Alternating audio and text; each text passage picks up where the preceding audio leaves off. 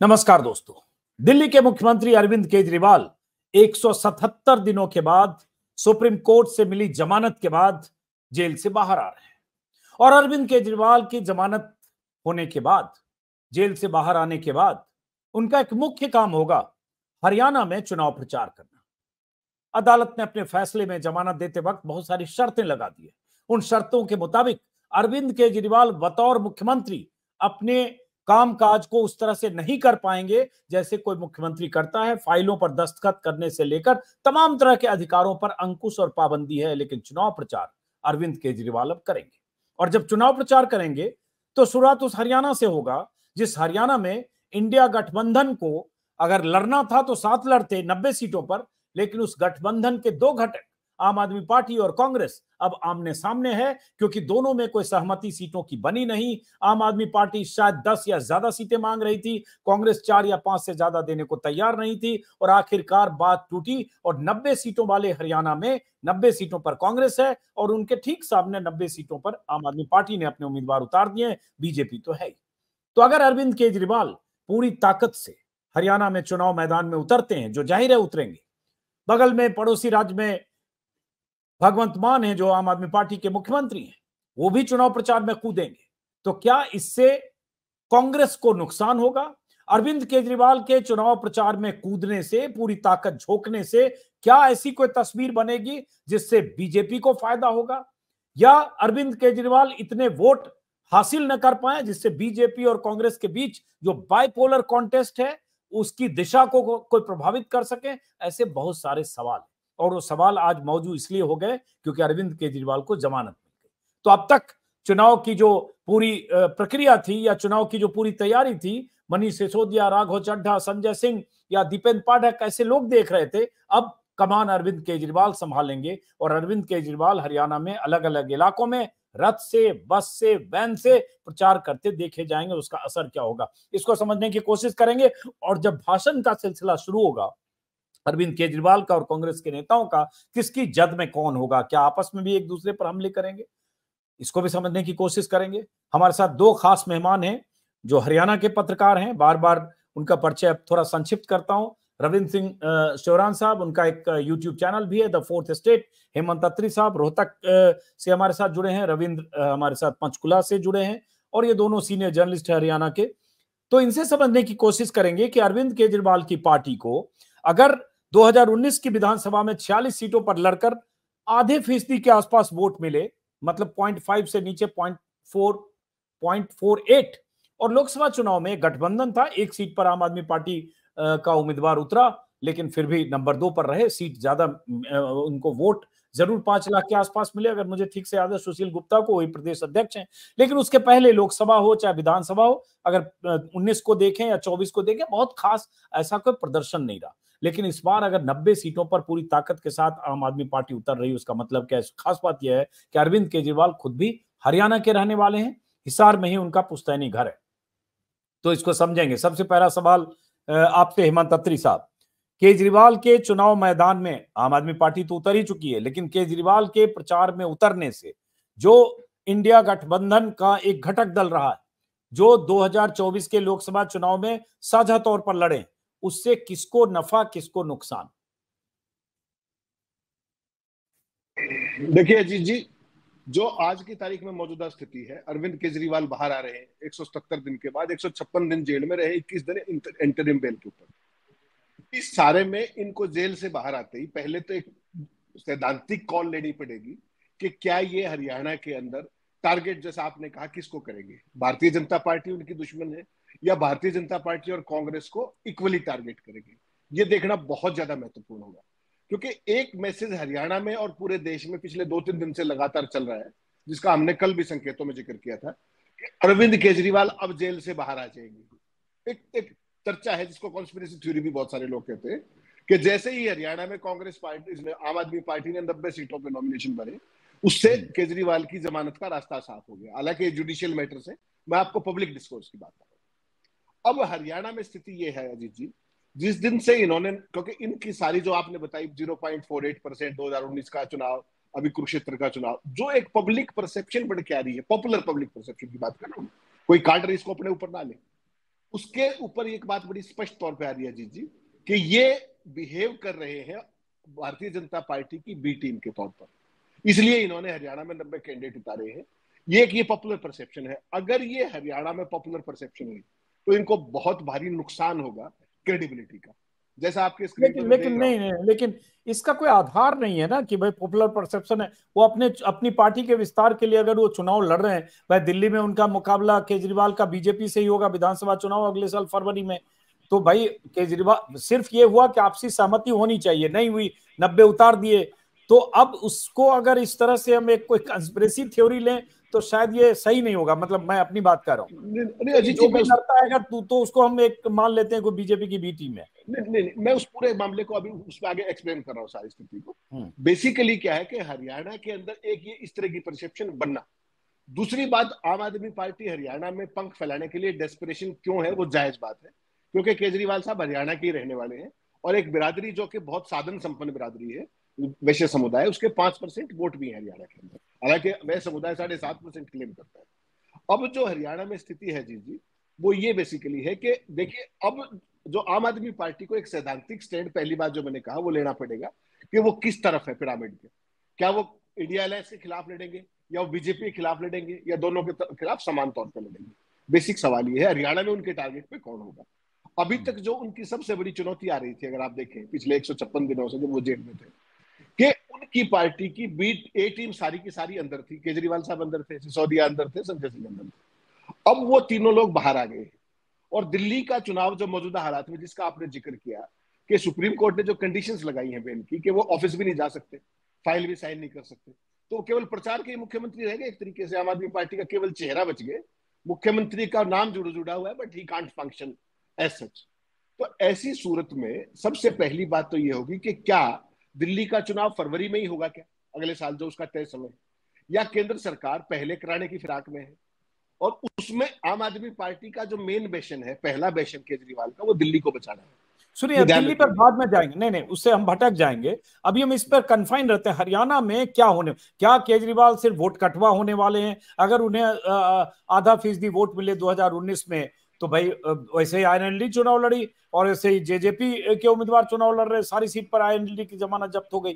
तो केजरीवाल क्या कुछ सीट हासिल करेंगे, या वोट कटवा होंगे, या क्या होंगे? और अगर वोट काटेंगे तो किसके वोट काटेंगे, किसको डेंट पहुंचाएंगे?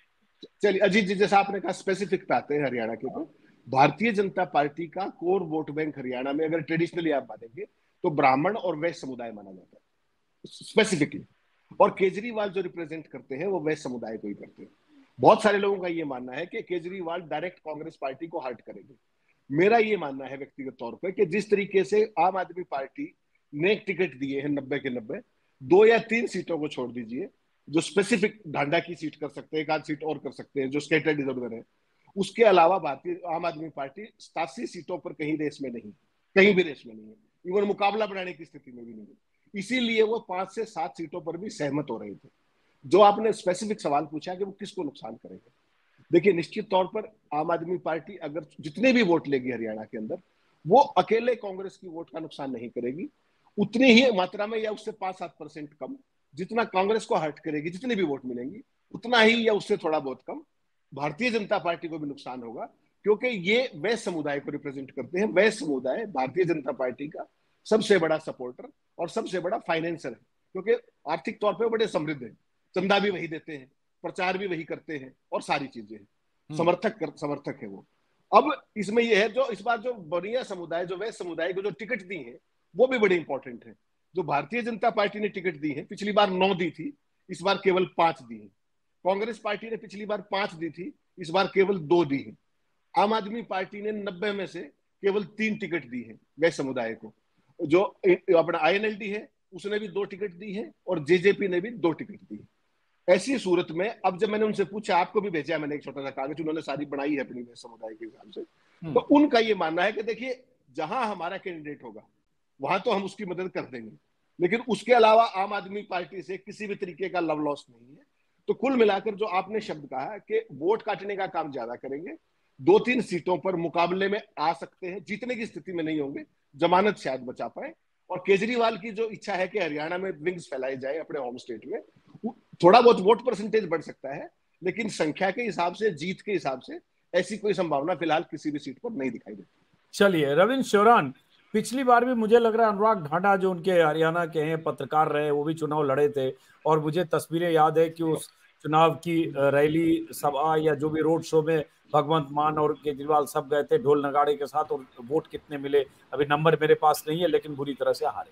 अब जो इन्होंने कहा कि जमानत कुछ सीटों पर बचेगी या एक दो चार सीटों पर कुछ वो कुछ फाइट दे सकते हैं, आपके हिसाब से क्या लगता है इस लड़ाई में केजरीवाल के डायरेक्ट अब चुनाव प्रचार करने से, और आम आदमी पार्टी किस पर हमलावर होगी, और उसके बाद किसके वोट कटेंगे, किसको नुकसान होगा? सारे सवाल एक साथ ताकि मुकम्मल जवाब आप दें। सर, गणेश चतुर्थी की पूजा के बाद मोदक खाने का रिवाज तो है ही, प्रसाद तो उसके बाद आता ही है। तो बीजेपी की जो कोशिश, आम आदमी पार्टी की जो कोशिश है वो, इशारों में आप कुछ कह रहे हैं? नहीं, मैं तो यही कह रहा हूँ कि कहीं पे आम आदमी निगाहें, पार्टी कहीं पे निशाना। जमानत देखिए सर मिली है ताकि जमानत बच पाए। जमानत तो इसीलिए दी गई है ना सर कि कहीं जमानत बच जाए। आम आदमी पार्टी 90 सीट पे चुनाव लड़ रही है, और चिंता सबसे ज्यादा तो रूलिंग सत्तारूढ़ पार्टी को है कि कहीं अधिक सीटों पर उनकी जमानत जब्त ना हो। उस जमानत को बचाने के लिए यहाँ से जमानत देखिए अब ऐसे समय पर उनकी हो गई है। तो आम आदमी पार्टी का बेस हरियाणा में बहुत कम है, सीमित है, और शहरी क्षेत्र भर में है। आम आदमी पार्टी का वोटर और जो बीजेपी का वोटर है उसमें ज्यादा भेद नहीं, एक जैसे वोटर्स हैं, एक जैसे वही जातियों के वोटर्स इनके पास हैं, उन्हीं की जातियों के वोटर्स इनके पास हैं। इसका पैमाना जानने के लिए हमको देखना पड़ेगा विधानसभा का वो उपचुनाव जो 2019 के बाद हुआ आदमपुर का, जिसमें आम आदमी पार्टी की सरकार उस वक्त तक पंजाब में बन गई थी, और उन्होंने वो बहुत मजबूती के साथ लड़ा, लेकिन उसके बावजूद भी वो 10,000 वोट वहां पर नहीं प्राप्त कर पाए।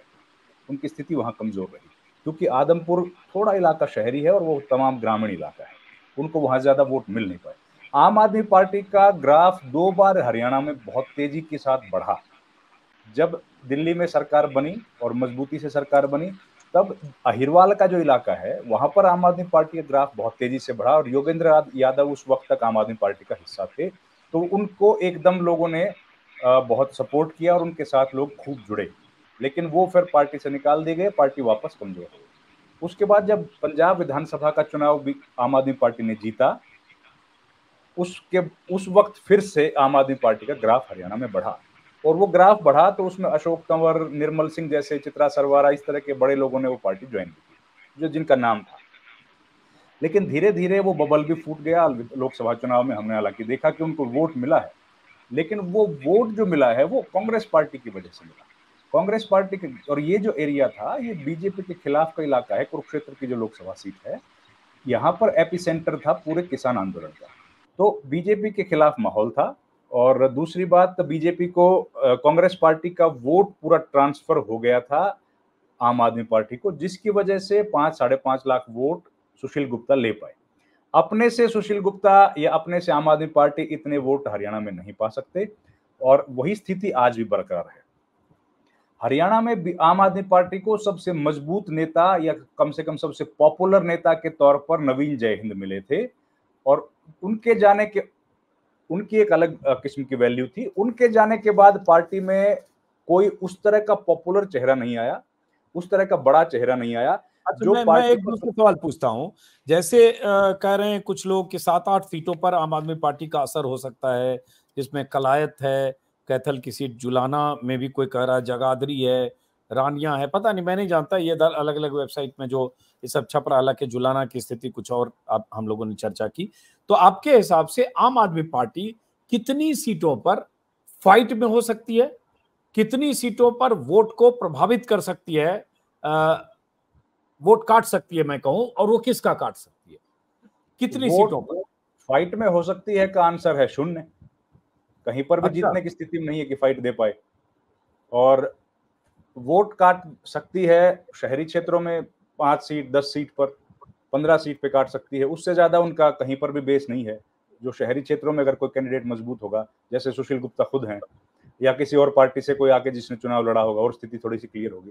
तो कहीं उनका बेस है नहीं, कमजोर बेस है पार्टी का। लेकिन लीडरशिप ये कहती रही है कि हमने हर जगह पे रैलियां कर दी, रैलियां बिल्कुल कर दी हैं, लेकिन वोटर्स अभी तक नहीं जुड़ा है। जब तक चर्चा में पार्टी ना आएगी तब तक वोट मिलना बड़ा मुश्किल है। हरियाणा में आम आदमी पार्टी चर्चा में नहीं है। रविंद्र चौरान कि आम आदमी पार्टी हरियाणा की 90 सीटों में से कहीं कॉन्टेस्ट में नहीं है किसी तरह से, नंबर 1 नंबर 2 की लड़ाई किसी भी सीट पर नहीं है, किसी भी सीट पर नहीं है। हाँ, तो अब एक भी सीट पर नहीं है, ये कंप्लीटली आपने रूल आउट किया।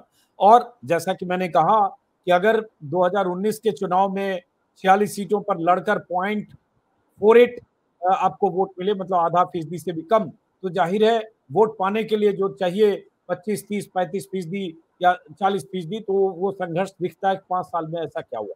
अब सवाल उठता है फिर केजरीवाल ने ऐसा क्यों किया?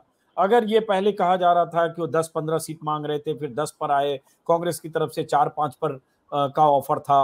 हालांकि ये भी कहा जा रहा है कि कांग्रेस का एक धड़ा भूपेंद्र सिंह हुड्डा का भी, जो नहीं चाहता था किसी तरह से 4-5 भी दें, क्योंकि इनके अपने सर्वे के मुताबिक आम आदमी पार्टी अगर अकेले भी लड़ लेती है तो कोई खास नुकसान नहीं करेगी। ये कैलकुलेशन शायद कांग्रेस में लोगों ने कर लिया कि अगर वो 1-2% कहीं वोट ले भी लिया, 3-4-5% भी, तो हमारा बहुत नुकसान नहीं होगा कि हम सीट लॉस करें।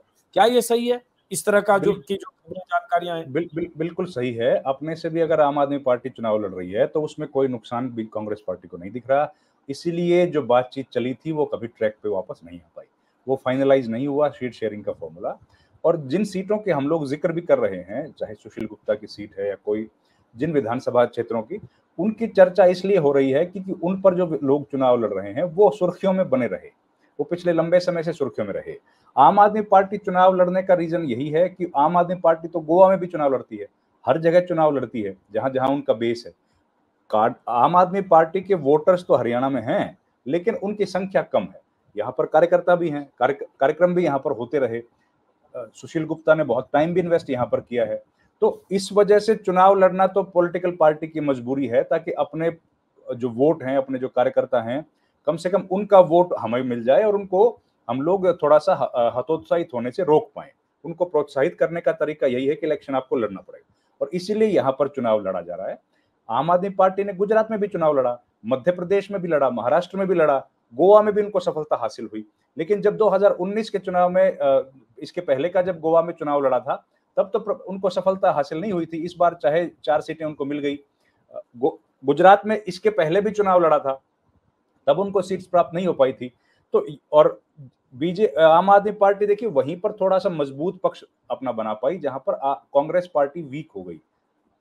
जहां कांग्रेस पार्टी वीक हुई गुजरात में, वहां पर आम आदमी पार्टी कुछ सीट्स ले पाई। सूरत की 8 सीट गुजरात में आम आदमी पार्टी को मिली थी। हाँ, वहां ले पाई। गोवा में भी क्योंकि सारे बड़े नेता जो थे कांग्रेस पार्टी के, वो चले गए थे बीजेपी में, और वहां पर एक वैक्यूम क्रिएट हुआ, जिसकी वजह से वो थोड़े से वहां पर वोट ले पाई और 2 सीटें उनको वहां पर विधानसभा में हासिल हुई। हरियाणा में वो स्थिति है नहीं। हरियाणा में स्पेस ऑपोजिशन का ऑक्यूपाइड ऑलरेडी है, और उसमें किसी तरह की भी गुंजाइश नहीं है किसी और पॉलिटिकल पार्टी को घुसने के लिए।